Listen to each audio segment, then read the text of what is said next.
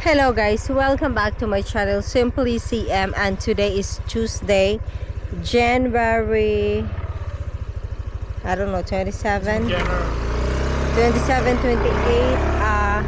Alis na naman kami guys. We're going to drive, going to Mualbual. And Martin, we have to get some food kasi hindi pa kumakain si Martin the whole day. I'm a little afraid that maybe it will rain.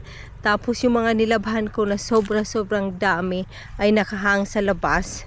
So let's cross a finger kasi hindi naman siya umuulan. Ano siya, actually mainit yung feeling niya kahit walang sun. Pero baka umulan. I hope not kasi lahat yung effort ko last night sa paglalaba ay mawa-waste.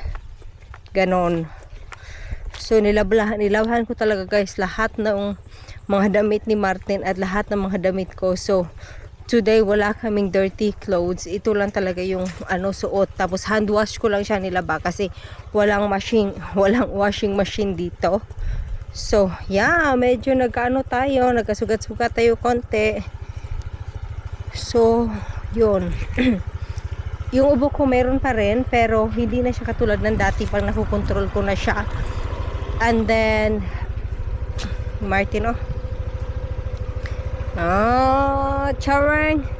So anyway, pang nakokontrol ko na yung ubo ko, yung lagnat ko naman wala na talaga. So I'm feeling good again. Medyo pa rin yung medyo heavy pa rin yung pag ko ginhawa ba. Yeah. So yun.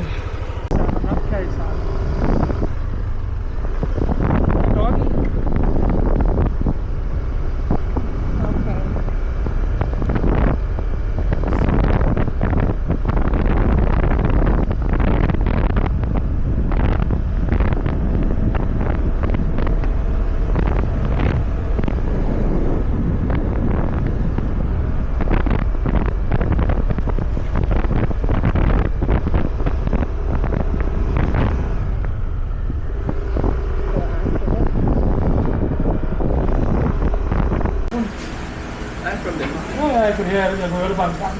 Nå, ja, det kan jeg da godt høre.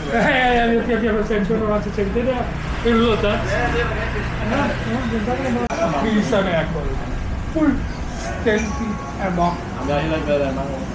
Så det er jo, hvor man tænker, hvad det snakker jeg om? Altså, helt håbløst. Hun har en veninde på Holo.